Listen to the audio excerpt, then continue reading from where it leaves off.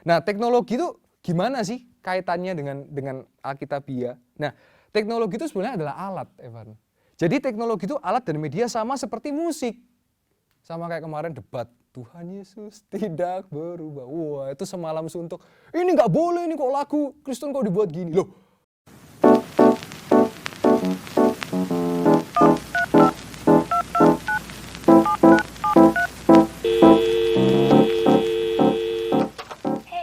Salam Imakriser, selamat datang di podcast pendalaman Alkitab yang diadakan oleh Imakris Universitas Negeri Malang. Nah, di acara ini tuh sangat cocok bagi kalian yang gabut ataupun banyak waktu luang untuk menambah wawasan Alkitab kalian di sini. Dan di sini saya tidak sendirian, saya ditemani oleh pembicara kita yang awesome sekali, yang sangat berkompeten dalam bidangnya, yaitu Kak Yuel. Nah, mungkin Kak Yuel bisa perkenalan. ya terima kasih Evan. Shalom buat Imakriser dari Universitas Negeri Malang. Perkenalkan saya Yoel Syanto, dan puji Tuhan saat ini saya dipercaya Tuhan untuk melayani Departemen Pemuda Remaja Anak di Gereja Betani Yudaya Malang. Dan saya punya istri cukup satu dan anak baru satu. Dan puji Tuhan hari ini kita bisa belajar bersama-sama, satu sukacita, dan kita percaya firman Tuhan akan memimpin dan mengajar setiap kita. Haleluya. Haleluya, dan acara ini tuh sangat cocok untuk kalian yang sedang gabut, apalagi kita kan mahasiswa OM ini sedang libur selama 3 bulan. Jadi alangkah lebih baiknya dalam libur 3 bulan ini kita memanfaatkan waktu kita untuk hal-hal atau kegiatan-kegiatan yang sangat bermanfaat, terutama dalam mendalami Alkitab kita ataupun wawasan tentang rohani kita. Nah, di podcast hari ini kita mempunyai judul yaitu teknologi versus Alkitab. Nah, mungkin bagi teman-teman, teknologi ini kan sedang berkembang pesat ya di zaman sekarang, apalagi kita ini terkena pandemi COVID, di mana kita harus dituntut untuk kita menambah wawasan kita tentang teknologi agar kita tidak ketinggalan zaman. Seperti halnya kita di kelas kan ada memakai Zoom meeting ataupun Google Meet yang bisa kita akses dimanapun kita berada. Kita belajar tidak harus bertemu secara tatap muka, tetapi juga kita bisa melalui di rumah kita masing-masing. Entah itu kalian waktu tidur atau kalian waktu masak, kita bisa ikuti kelas kita secara online. Nah, dan karena kita pendalaman Alkitab ya guys, di sini kita akan membahas mengenai teknologi yang berkaitan dengan Alkitab. Nah, apakah teknologi ini tuh yang sedang berkembang secara pesat pada masa kini itu sesuai dengan Alkitab atau tidak, betul ya Kak ya? Betul, Ya, Evan. jadi alangkah lebih baiknya kita membahasnya di podcast hari ini. Jadi semoga kalian bisa menerima apa yang informasi disampaikan oleh Kak Joel ini dengan dengan hati yang gembira lah, karena ini adalah wawasan yang sangat bagus untuk kalian semuanya ya.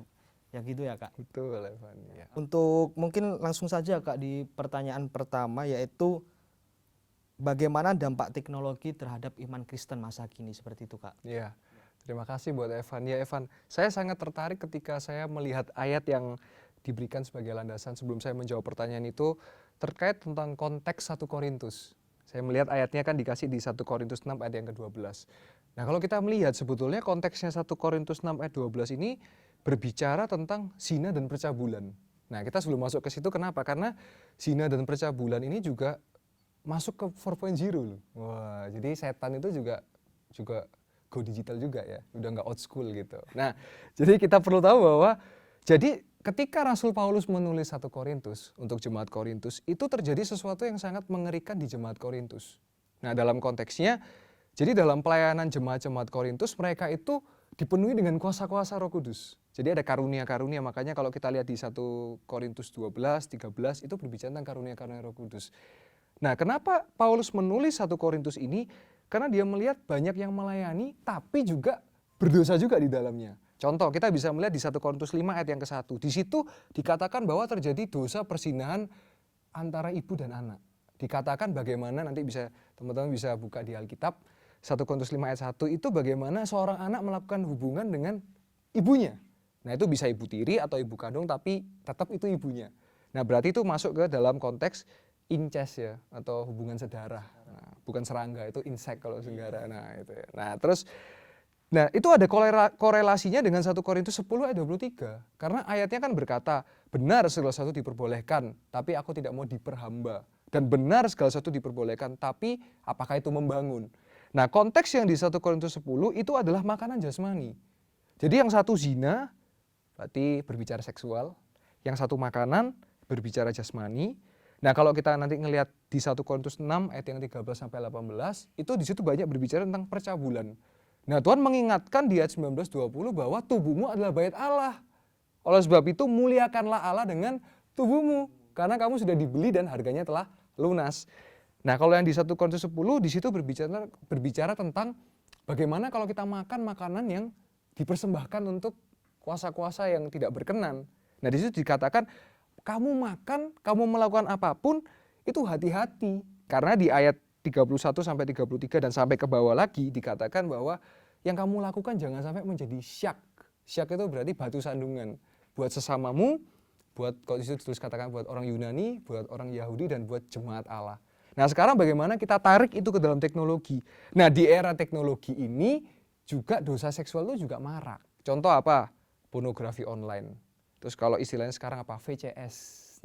Ini buat yang nonton bertobat ya. Nah, terus yang kedua ada OF. Nah, OF itu apa? Only. Nah, dijawab sendiri itu ya. Terus ada BO, bukan bimbingan orang tua, tapi yang bukan BO juga, bobo ya. Nah, itu kan salah satu yang muncul dari teknologi. Terus apa lagi? Wibu misalnya. Nah, suka sama kartun-kartun, pacar, ini pacarku ternyata guling lah.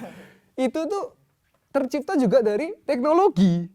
Makanya Matius 24 ayat 35 berkata, langit bumi berlalu tetapi firmanku tetap tinggal, tetap. Jadi langit bumi mau gonjang-ganjing, nanti dunia mau hancur dan sebagainya. Firman itu kekal. Nah, mengacu kepada Yohanes 1 ayat 1, firman itu adalah Allah itu sendiri. Makanya buat teman-teman, kita harus senang dengan firman Tuhan. Nah, gitu ya.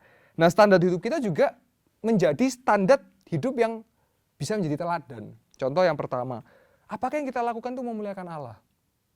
Yang kedua, apakah menjadi berkat bagi sesama? Dan yang ketiga, berguna nggak? Membangun nggak bagi sekitar kita atau bagi hidup kita? Nah, menjawab pertanyaan Evan yang pertama, maaf tadi intronya agak panjang ya. Karena saya tertarik ketika teman-teman angkat konteks itu, saya harus jelaskan dulu konteksnya Korintus.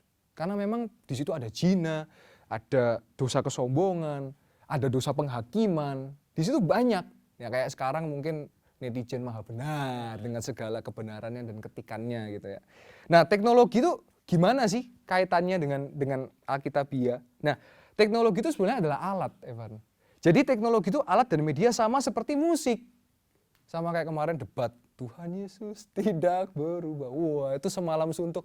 Ini nggak boleh, ini kok lagu Kristen kok dibuat gini. Loh, musik itu media. Kamu mau pakai buat musik itu buat setan bisa, tapi kamu mau pakai musik itu buat memuliakan Tuhan juga bisa. Nah, pilihan kita ya kita pakai musik itu untuk memuliakan Tuhan. Sama seperti pisau. Evan bisa pakai untuk nusuk temennya, tapi Evan bisa pakai untuk motong apa? Bukan motong tangan ya, tapi motong bawang. Nah, untuk jadi masakan yang enak. Nah, sama, berarti teknologi ini menjadi media alat yang bisa mendongkrak untuk ya pelayanan, untuk yang lain dan sebagainya. Terutama saat pandemi 2020. Kita tahu yang kuliah harus online, yang sekolah harus online, yang kerja harus online. Berarti teknologi ini media tergantung kita. Evan mau pakai itu untuk buat video-video nggak bener, bisa. Tapi Evan mau pakai buat shalom, dengarkan firman, bisa juga. Atau buat curhat-curhat, aku lagi galau, bisa juga. Jadi teknologi itu media. Nah, menurut saya, maka dari itu, media-media ini tuh sebetulnya tergantung kitanya sih. Kita mau pakai itu ke arah yang positif maupun negatif. Jadi, itu pilihan di tangan kita. Contoh, misalnya di sini ada Alkitab. Kalau kamu baca, Anda baca, ini menjadi jalan hidup. Tapi kalau saya lemparkan, ini jadi tidak sesuai fungsinya, harusnya dibaca. Nah, jadi seperti itulah teknologi. Saya rasa seperti itu. Berarti teknologi itu hanya alat ya Kak, alat yang membantu dalam kehidupan sehari-hari kita. Iya, betul sekali. Mungkin kembali lagi ya ke pertanyaan yang berikutnya, apakah di Alkitab itu ada ayat yang menjelaskan bahwa kita itu boleh memakai teknologi seperti itu Kak, kita boleh mengikuti perkembangan zaman yang ada dalam kegiatan-kegiatan ibadah kita seperti itu? Iya, jadi di Alkitab itu memang nggak ada secara eksplisit atau secara tertulis misalnya, gunakanlah teknologi. Gitu nggak ada. Tetapi kalau kita melihat sebetulnya saya nggak bisa kasih ayatnya, ayat eksplisit, tapi saya bisa kasih contoh-contoh referensi ayat. Nanti teman-teman yang mendengarkan bisa di-pause, bisa dicatat. Contoh, Kejadian 1 ayat 28, dikatakan bahwa manusia berkuasa dan taklukkanlah. Nah itu berarti berbicara apa? Ya yang ada di dunia ini kelolalah. Makanya ditemukan lampu, ditemukan gas uap air dan sebagainya. Itu karena dari zaman kejadiannya Adam, Hawa, sampai kepada kita, manusia itu teknologinya berkembang. Terus contoh lagi, di Kejadian 2 ayat 15 sampai ke 20, berbicara mengusahakan Taman Eden. Di situ juga Adam dan Hawa memberi nama buat binatang-binatang. Ya, kenapa namanya singa? Ya soalnya memang ya singa nggak tahu lah, tanya Adam nanti kalau di surga, ya kan. Terus kenapa kok namanya kecoa misalnya? Ya nggak tahu gitu. Kenapa kalau besar kelawar, kalau kecil namanya kampret misalnya. Nah, kampret itu kelawar kecil. Nah, terus misalnya kalau besar tikus, kalau kecil curut misalnya. Nah, kenapa bisa demikian? Ya karena ada nama-nama yang diberikan seperti itu. Terus apalagi Kejadian 6, Batrah Nuh. Tahun-tahun pada saat itu ketika Nuh hidup, dia bisa buat kapal yang besar yang semua binatang bisa masuk, keluarganya, istri, anak dan mantunya bisa masuk. Bagaimana caranya? Ya dia pasti belajar tentang teknologi. Terus apa lagi? Kejadian 35 ayat 30 sampai 31. Besaliel bin Uri bin Hur dari suku Yehuda itu punya keahlian, pengertian, dan pengetahuan. Jadi sejak zaman Alkitab, teknologi itu jangan dibayangkan seperti komputer ya. Tapi teknologi itu kan yang sejak zaman kalau kita belajar sejarah ada Sumer, ada Mesopotamia, ya kan, dan sebagainya. Nah itu berbicara tentang bagaimana teknologi ini dalam kehidupan itu meringankan, betul ya. Makanya kenapa kalau di zaman era sekarang, kenapa bis itu rodanya bundar? Kenapa? Karena supaya kita bisa tidur, kalau sama pacar bisa sendenan. Coba kalau bis rodanya kotak. Kita kan kayak gini, bis rodanya segitiga, kan nggak bisa. Itulah teknologi fungsinya. Nah, terus Amsal 1 ayat 7 berkata, hikmat dan pengetahuan. Nah ini yang membedakan kita dengan orang dunia. Ya, makanya saya catat ada beberapa tokoh-tokoh dunia yang juga adalah anak Tuhan. Contoh, Isaac Newton. Dia menemukan apa? Gaya gravitasi. Dalam rumusnya dia mengatakan bahwa semakin besar gaya, semakin besar tekanan. Betul ya? Makanya kalau ada teman-teman anak-anak muda, aduh kok saya banyak tekanan. Ya mungkin kamu banyak gaya soalnya, ya kan? Karena semakin besar tekanan, semakin besar gaya, semakin besar tekanan. Ada lagi Blaise Pascal dalam ilmu matematika. Ada Robert Doyle, ada Galileo Galilei. Nah itu adalah contoh-contoh bagaimana teknologi itu secara alkitabiah juga menambah fungsi dalam kehidupan peradaban manusia. Nah kita tahu sekarang ada di era 5.0. 1.0 itu tentang uap dan tenaga air, uap air, gas. 2.0 itu listrik. 3.0 itu tentang komputerisasi dan musik. 4.0 tentang digital dan wireless. Nah bagaimana dengan perjanjian baru? Nah sebelum ke perjanjian baru, apa yang membedakan? Kan tadi ada ilmuwan-ilmuwan, tokoh-tokoh dari anak Tuhan atau kekristenan. Tapi ada yang berkata, loh tapi dari keyakinan atau dari yang lain, ada tuh tokoh-tokoh.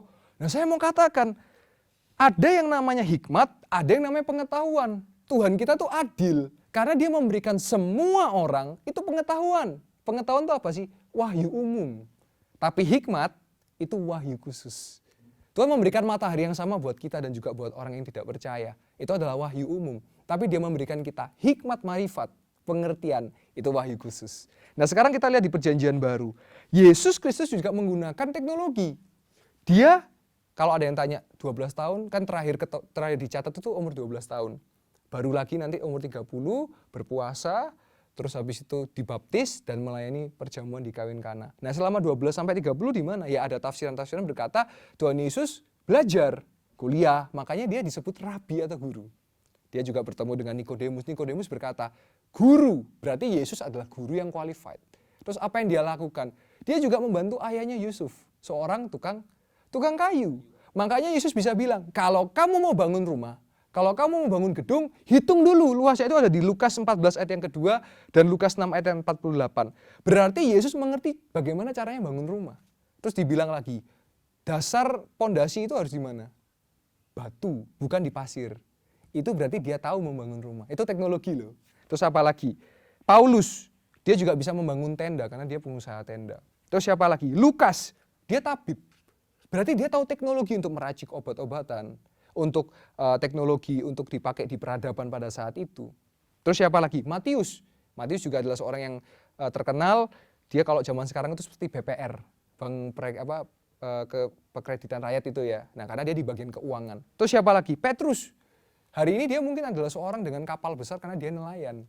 Nah, jadi saya mau katakan teknologi itu dalam Alkitab juga banyak kejadian-kejadiannya. Cuman yang membedakan kita dengan Tuhan apa? Bedanya manusia dengan Tuhan. Kalau Tuhan menciptakan ciptaan, dia tidak terikat dengan ciptaannya. Tapi kalau manusia terikat dengan ciptaannya. Uang itu ciptaannya siapa? Manusia. Tapi kita nggak bisa hidup tanpa uang. HP ini ciptaannya siapa? Manusia. Jadi kita terikat dengan HP. Tapi kalau Tuhan tidak terikat. Tapi kenapa dia selamatkan kita? Ya karena kasihnya yang begitu besar bagi dunia ini. Nah kayak gitu Evan. Oke, mungkin ini sebelum kita lanjut ke pertanyaan berikutnya ya Kak. Saya tertarik dengan itu tadi. Nggak ada ayat di Alkitab yang menjelaskan gunakanlah teknologi. Semuanya itu tersirat lah Kak, tidak ada yang tersurat. Nah, mungkin sebagai kita ya anak muda, ya kita semua pasti bisa membaca Alkitab, tapi nggak semua orang itu bisa mendapatkan rema. Betul. Dari Kakak sendiri ada nggak tips dan trik bagaimana agar kita itu membaca Alkitab itu tidak hanya sekedar membaca, tapi kita bisa mendapatkan itu tadi hikmat. Bagaimana Kak? Nah, terima kasih buat pertanyaan yang luar biasa. Mudah-mudahan ini juga bisa menjawab buat teman-teman. Jadi makanya kenapa Yohanes 14 ayat 26, Roh Kudus, Parakletos, penolong, penghibur, dikatakan dia yang akan menjelaskan segala sesuatu kepadamu sampai kepada akhir zaman. Nah makanya teman-teman termasuk Evan juga, ketika kita membaca firman, kita harus berdoa. Kenapa? Ini cuma tulisan doang. Kalau kita baca bisa bosen. Tapi kalau baca novel, 1 malam bisa habis. Nah, tapi karena ini firman, ketika kita mau baca, kita harus doa, Roh Kudus berikanlah aku pengertian.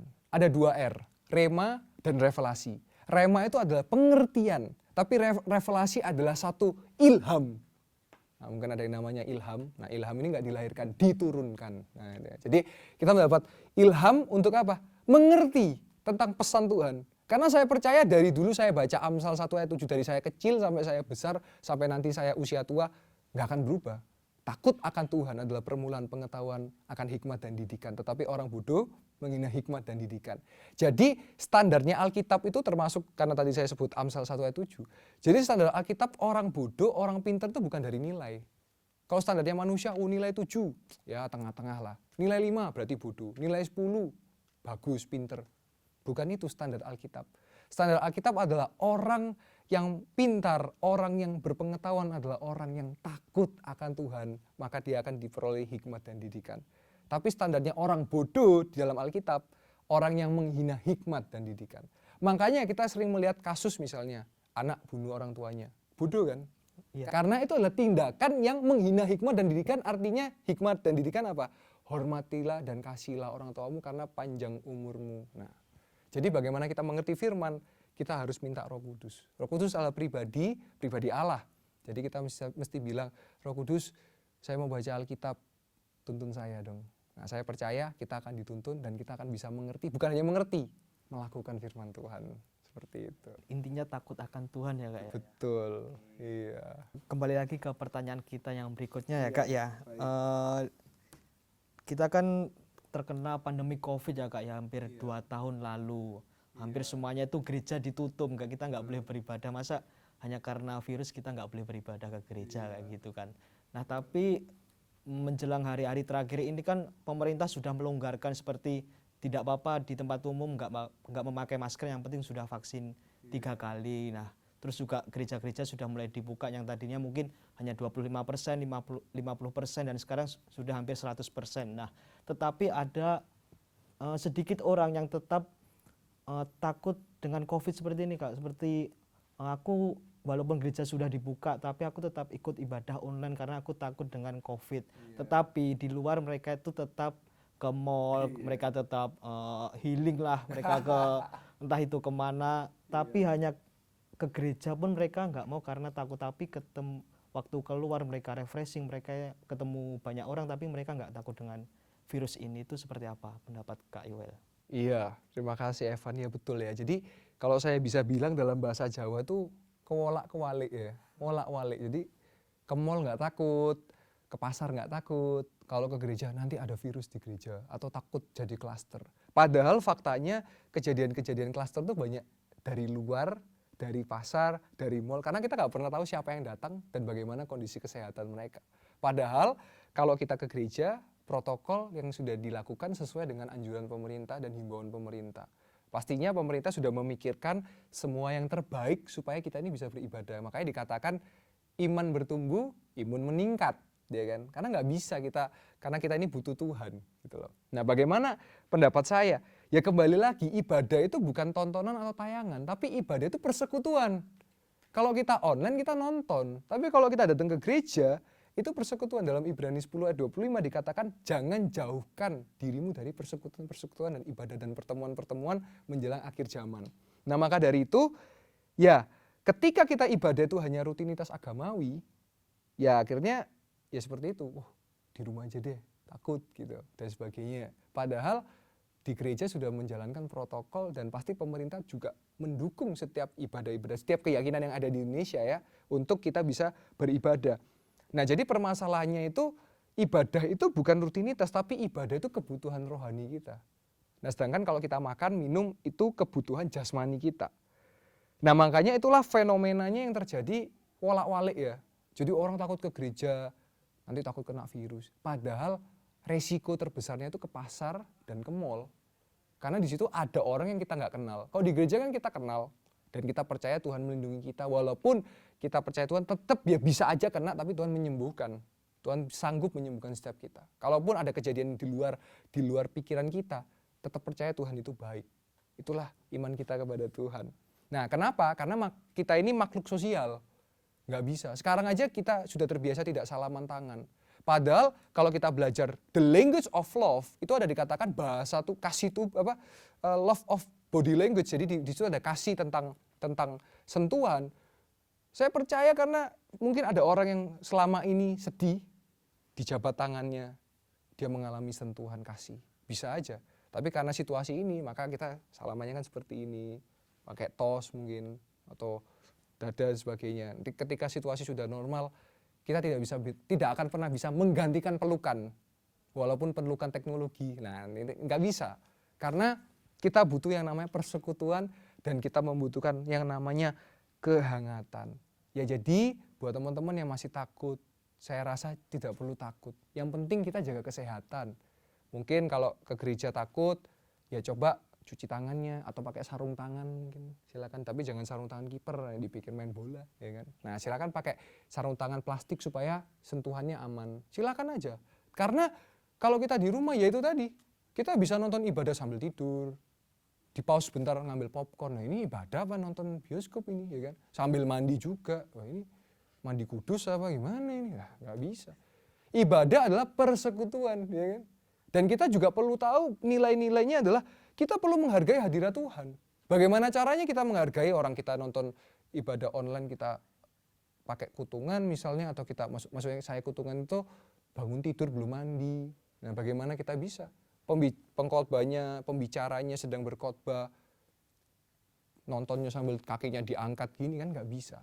Makanya ini adalah fenomena kewolak-walik. Saran saya, ya ayo, karena sudah melandai, sudah mulai aman, pemerintah juga memberikan himbauan-himbauan yang kita taati dan kita ikuti, tetap gimana ibadah secara fisik itu nggak bisa digantikan dengan apapun, seperti itu. Oke, terima kasih Kak Yuel. Sama-sama.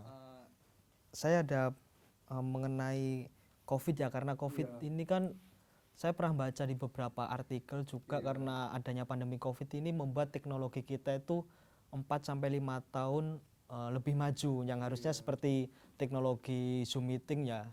Nah, mungkin itu prediksi beberapa ahli itu akan muncul di tahun 2025, tapi karena adanya COVID ini bisa muncul di tahun 2020 seperti itu. Nah, itu kan sangat jelas ya Kak ya, perkembangan teknologi yang sangat pesat sekali. Nah, seperti tadi yang dijelaskan oleh Kak Yuel bahwa ibadah itu adalah persekutuan. Nah, tetapi karena adanya perkembangan teknologi ini muncul namanya gereja metaverse. Nah, seperti itu. Nah, tapi sebelum kita lanjut ke gereja metaverse ya Kak ya, aku ada pertanyaan yang menarik, yaitu mengenai trading saham. Nah, Zaman sekarang kan banyak influencer-influencer yang mereka itu mempromosikan trading saham ataupun mengajak lah, dan akhirnya banyak orang juga yang mereka itu mengikuti trading saham dengan alasan untuk memperkaya diri mereka, untuk menambah penghasilan seperti itu. Tapi tidak banyak orang juga yang mempermasalahkan bahwa trading saham itu adalah dosa karena mengambil keuntungan dari kekalahan orang lain. Nah, mungkin menurut Kak Yuel itu trading saham itu sesuai Alkitab atau tidak, Kak? Kayak gitu. Iya, terima kasih Evan. Ya, ini topik yang menarik karena memang pada saat 2020 sampai 2022 kita semua pasti mengalami terkait ekonomi ini mengalami guncangan. Dan karena work from home, nggak ada pilihan lain, ya input apa ya namanya, income kita juga kita rubah dari online. Sehingga sangat menggiurkan, ayo gabung, murah banget tuh ya. Kayak mendadak, kayak cepat, ternyata yang instan itu nggak semua baik ya. Nah, instan itu malah membunuh. Nah, terkait trading begini, karena saya bukan di ahli dalam, ini kan khusus sebetulnya di bagian finansial ya atau ekonomi. Tapi saya punya pandangan bahwa sebetulnya seperti trading, finance, saham itu kan masuk dalam bisnis murni. Jadi itu adalah kaitan daripada sebuah bisnis, ya kan. Nah, tapi saya mau katakan kalau di situ nggak ada wujud barang, misalnya di sini contoh ada air mineral dengan merek ini misalnya. Nah, ini kan ada wujudnya. Misalnya Evan, Kak Yuel, saya mau beli air ini seharga 5.000. Ini kan ada wujudnya. Baik, terima kasih, saya terima uangnya, Anda terima barang. Tapi kalau yang saya sampaikan, yang Anda tanyakan tadi, itu kan nggak ada wujudnya. Berarti kategorinya money game, perputaran uang dan sebagainya. Nah, otomatis di sini ada resiko kan. Nah, ketika ada resiko, makanya orang sering mengaitkan ini dengan judi. Ya kan? Nah, sebetulnya apa sih bedanya? Sebetulnya kalau judi itu adalah sesuatu yang tidak pasti. Seperti togel. Nah, kalau togel itu ada kaitan dengan kepercayaan. Nah, kalau judi menurut Alkitab juga tidak ada secara spesifik, tapi ada ayat-ayat yang mengajarkan kita untuk harus hati-hati nih. Contoh di Ibrani 13 ayat yang kelima, itu berbicara tentang hati-hati dengan uang. Terus di Matius 6 ayat 24, Amsal 16 ayat 33 itu berbicara tentang undi-undi. Nah, itu kan seperti kan kalau kita judi itu kan misalnya Evan ini masukin uang 100.000, saya berharap bisa dapat 500.000. Belum tentu, bisa aja habis uangnya. Nah, kalau kasus yang kemarin murah banget ditangkap polisi, ya itu karena kalau kita ngikutin beritanya, pemaparan dari tim polisi juga dan pemaparan dari tim hukum dan ahli mengatakan bahwa karena mereka itu melakukan penipuan dan permainan. Jadi misalnya Evan dibikin kalah. Kalau masukin cuma $100, dibikin 1.000. Udah masukin 1.000 dihancurin karena mereka dapat keuntungan. Berarti kan mereka istilahnya mengambil keuntungan dari kerugian orang lain. Tapi saya punya pandangan bahwa kalau misalnya contoh kalau yang berkaitan dengan finance itu seperti deposito misalnya atau di bank dan sebagainya. Kalau memang ada hitungan yang pasti, persenan yang pasti, ya itu berarti investasi, itu jelas. Tapi kalau investasi bodong, nggak jelas, nah itu harus hati-hati. Nah tapi permasalahannya, kenapa akhirnya banyak yang menjadi korban? Satu, karena cinta akan uang. Nah harus dibedakan butuh uang dan cinta akan uang. Kalau butuh uang harusnya kalau sudah untung ya udah cabut. Tapi yang banyak kan udah untung dimasukin lagi. Untung lagi dimasukin lagi. Akhirnya buntung kan. Dari untung buntung. Nah firman Tuhan mengatakan dalam 1 Timotius 6 ayat yang 10. Dikatakan jangan cinta akan uang. Karena cinta akan uang adalah akar dari kejahatan. Nah mereka yang menciptakan produk-produk. Ayo join. Sekarang masukkan 100 ya karena cinta uang. Akhirnya akar cinta uang jadi apa? Kejahatan finansial, cybercrime kan, menipu dan sebagainya. Nah tapi kalau berbicara investasi, nah itu dua hal yang berbeda. Nah investasi itu kan bagaimana uang kita ini bisa mungkin mengembang. Makanya kalau saya pribadi investasi lebih baik yang ada wujudnya. Contoh misalnya, sekali lagi saya bukan ahli tapi saya sebagai awam ini bisa kita kan sebagai user istilahnya. Contoh lebih baik investasi seperti emas yang berwujud. Jangan emas online. Nanti company-nya tutup, hilang gitu. Tapi kalau emas batangan, Anda bisa simpen di berangkas di rumah. Lalu apalagi tanah misalnya. Tanah harganya semakin naik. Lalu apalagi rumah misalnya. Nah itu kan benda-benda yang naik. Nah lebih baik investasi ke situ. Nah ini kita jadi bicara ke kategori yang lain ya. Tapi kan masih berkaitan. Lalu jangan yang kayak liabilitas.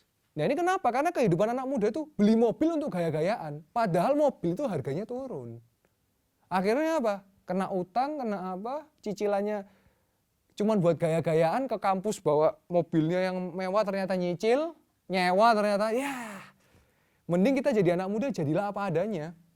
Nah ini kaitannya apa? Karena mungkin orang-orang itu ya kalau bahasa Jawanya itu maruk ya, sudah dapat lebih lagi. Nah jadi kita harus hati-hati kalau memang kepingin terjun di trading, coba lihat dulu, ini sejahtera nggak, bener nggak gitu. Karena saya punya beberapa kenalan ya ikut itu akhirnya rugi. Ada juga yang jadi pemainnya, dicari akhirnya repot kan. Nah maka dari itu jadi pertanyaan nih, orang Kristen boleh kaya nggak? Nah ini ada yang, wah nggak boleh, harus itu menderita gini. Jawabannya orang Kristen boleh kaya. Orang Kristen boleh punya uang, yang nggak boleh cinta uang. Karena kalau kita cinta uang jadi kejahatan. Nah sedangkan yang suka berdebat, itu gak gini, nggak boleh kaya gini. Ngutangan di sebelah, udah utang nggak dibayar lagi. Nah lebih baik, maksud saya, toh kita menjadi kaya, kita harus kerja. Nah kalau nggak kerja, nah itu yang bahaya, berarti Anda pakai ilmu-ilmu yang nggak benar. Nah jadi maksud saya, trading dan semuanya, Anda harus pelajari ilmunya. Kalau nggak pelajari ilmunya, jatuhnya jadi Anda judi kan, betul ya? Anda masukkan BIM, salah BIM. Nah tapi kalau, nah itu di bidang finance yang bisa menjelaskan lebih dalam. Tapi secara alkitabiahnya, Tuhan mengatakan jangan cinta uang. Kalau cinta uang, engkau akan menghalalkan segala cara untuk mendapatkan uang. Seperti itu. Berarti intinya itu kita jangan tergiur dengan hal-hal yang instan ya Kak ya. Betul. Karena iya. mungkin hal instan itu bisa kayak mendadak tapi miskin mendadak juga bisa ya Kak ya. Betul, sangat-sangat betul. Baik teman-teman, cukup sekian pembahasan kita di part pertama mengenai trading. Nah, selanjutnya di part kedua kita akan membahas mengenai metaverse. Jadi teman-teman jangan lupa ditonton ya. Lanjut part 2.